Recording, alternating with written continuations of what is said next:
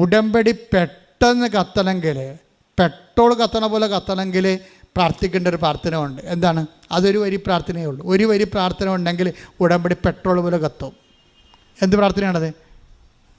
അമ്മേ, എന്നെ അമ്മയുടെ പ്രത്യക്ഷീകരണത്തിൻ്റെ സാക്ഷിയാക്കണമേ. തീർന്ന്. It's over.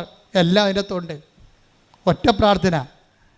ഞാനിവിടെയൊക്കെ പറയുമ്പോൾ ഞാൻ പറഞ്ഞു, നീ ഓപ്പറേഷൻ്റെ സമയത്ത് അല്ലെങ്കിൽ നീ പ്രസവിച്ചുകൊണ്ട് ഇരിക്കുന്ന സമയത്ത് എനിക്ക് പേറ്റുന്നോ വന്നുകൊണ്ടിരിക്കുകയാണ്.